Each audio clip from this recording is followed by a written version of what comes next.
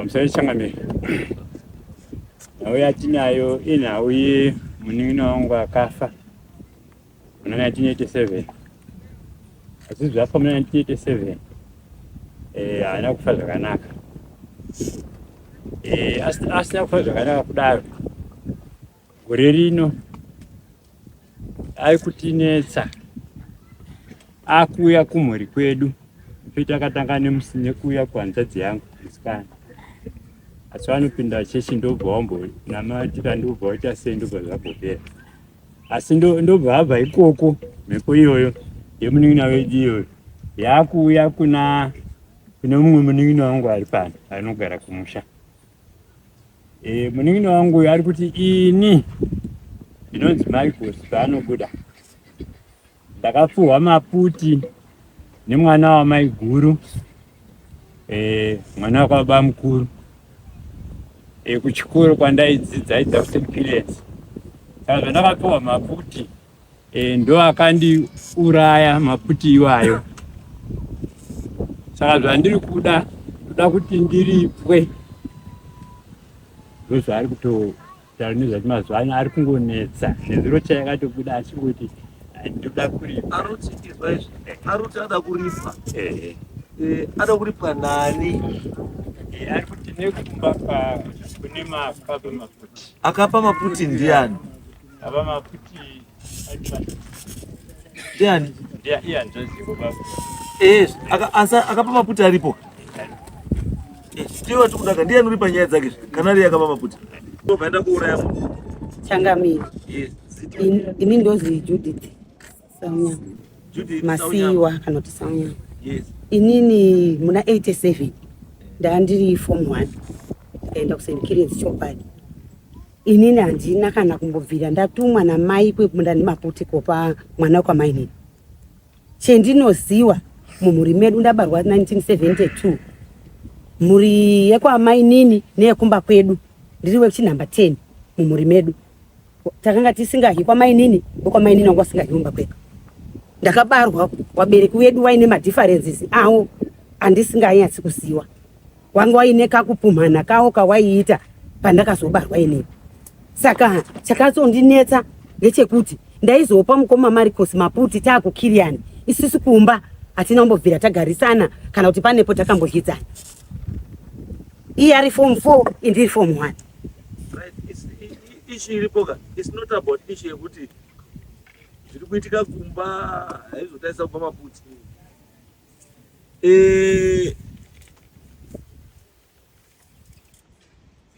Mukataisa musikana chai asingakudi, asikana achida mari yako,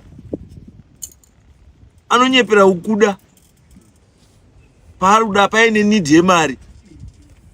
Wangompa mari iyo zvatopera achatikana kukuona. Saka inokwanisa kungoitika futi kuti mimi mamusikawirirani muri kumba uko. Asikamasvika kuchikoro because wanga ine muvhu yaungada kuita. Obva watotanga kuti mukoma zvasina bvira wamboita kuti aswedere padhuze. Obva watangwa tingoringo. Alright, guys. Asira nemaputi ini. Ndakaparara ndiri form 4 ini. Ndakapiwa maputi naJudi. Naso akuda kundiramba. Maputi. Ndakaparara nemaputi. Form 4. Mambo ndoda kutaura zvakaitika. Ndokuudza zvese. Nhasi pandidaizaka. Nhasi ndaseka pandaida. Ndaiti nhasi mambo ndinosvika sei kuna mambo. Ini mabega ndikutaurira izvi zvakaitika. Mai guru akatuma maputi akaisa mushonga wake. Akati mwanangu Judi. Vananga pa akala pa Givi. Givi amene mdzime kwakaramba. Akapa Marcos akatambira maputi. Marcos akati Givi tambira maputi. Givi akati kwete sekumaputi andidi. Ndakabva ndatya maputi aya. Zuva radakuda kutodaika ndakuzonya nokuda kuchikoro. Ndakufamba kwenza ndakuita. Munhu makatanga kurwadza kusvika kumba. Ndakati mama ndiri kurwadziwa. Munhu mangu muri kurwadza asi ndapiwa maputi naJudi ini. Ndisingafungidziri kuti vanhu vamwe chete. Mabega ntaure. Bega ntaure musanitsikizeni. Ndakutaura. Uri kuda apa ndiye ari kuda? Naso una makandikanda ini. Kundikanda kumba mama yangu ini. Ndikaenda munobudira ikoko. Izwa. Vanhu vatatu vanobuda nemunhu wani same time. Wakandura ire. Mira. Vanhu vatatu vanobudirwa nemunhu umwe chete same time. Kurubuda. Saka toda kuzwani. Aiwa, inogona kunga asiri kuda kubuda, asiri ari kubuda. Uyu atobuda kutosumuka kwekugara pabudawo. Iwewo ndiwani iwe? Iwe ndo. Yes, iwe ndiwani iwe? Kuya kwandaita. Handisi kubuda kwekuti. Iri mai uri kuvhikira muri. Kuti mai ari kuita sei? Ari kuvhikira muri. Ari kuvhikira muri. Muri iri muri. Uri mai ani? Uri mai wani? Ndiri mai Vita. Mai wani? Mai wewana iwawo wari nedambudziko. Mambo. Mai wenyimi. Mambo. Wakashayika. Kutaurirei. Nawi. Kana makaitarisa. Vanhu vachiona vanenge manyepo. Ini muri yangu tambudzika kwayaita kuuya kwandaita ndiri kuda kuti zvijeke zvibude uye kuuya kwandaita ndiri kuda kuti zvibve mumhuri yangu. Mai ndotaura newe mai.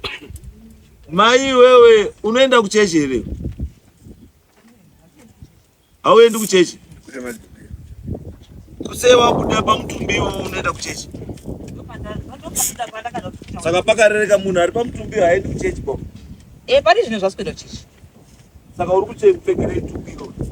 Unosungwa kana asweda kuchechi. Kana wapenda kuchechi kwacho wari kundosunga dhuku.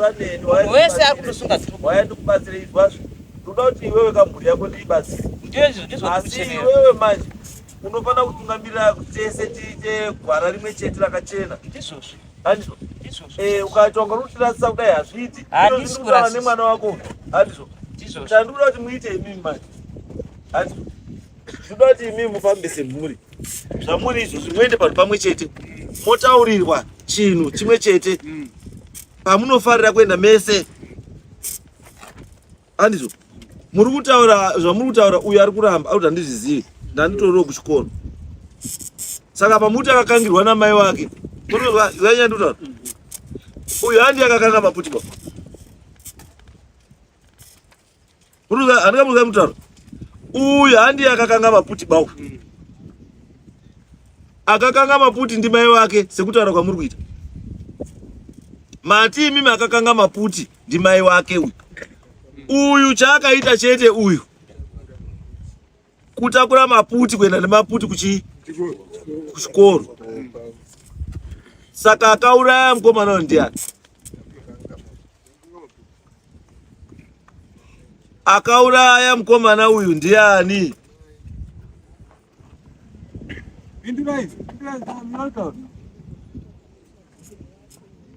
Ndati akauraya ndiani? Uyu akatakura chete maputi asi akaisa poison yokukanga maputi. Handi uyu bau yakukanga maputi.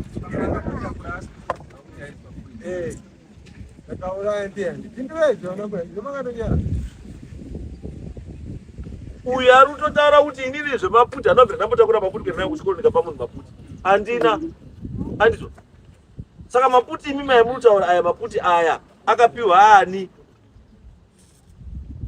Akabva kupi maputi aya? Ine chinondishamisa imimi pamurutaura. Ungabva kumba kuenda kohira maputi St. Kiriens kuita lunch. St. Kiriens is boarding school. Saka kokubva kumba kuenda kohira maputi pa lunch boarding.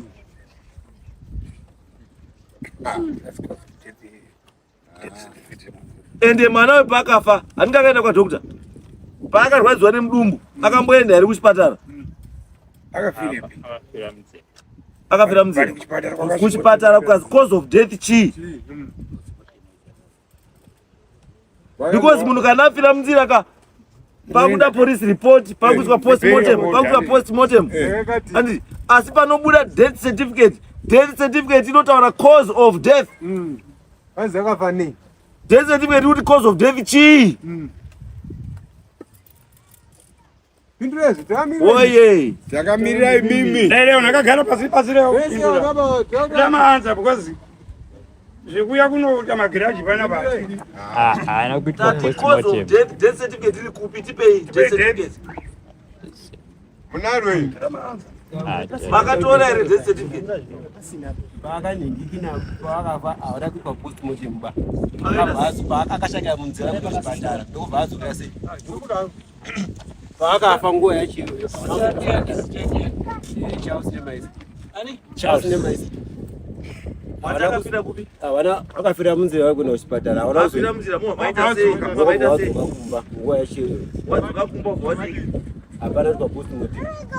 Matatu madzoka kumba makadii. Ndokubva azongoibva. Pasina mapurisa. Pasina chii? Apa munhu asvika kumba kutaura kuti ndapiwa maputi. Komvo. Munhu asvika kumba apa ripoti asvika kumba kuti munhu mumangu muri kurwadza asi ndapiwa maputi. Nandingi. Munhu yeye wofa. Handiti moti ngatitongo wige. Then saka nyaya iyi why now? Kana makakwanisa kuiga munhu pasina postmortem. Musina kumbotaura. Why now? Makuuya ku. Why now? Munhu afa. Muri kuona zvesho munhu arwadziwa abva pambao. Arutaura masewa. Arwadziwa afa. Handizvo. Mutemo unoti munhu akafira mumba, akafira muroad. Handiti. It ceases to be your responsibility. Munhu yeye atoma wako echi emapurisa. Because mapurisa akutoita report kuti munhu afira pakati nguva yakati. Handizvo.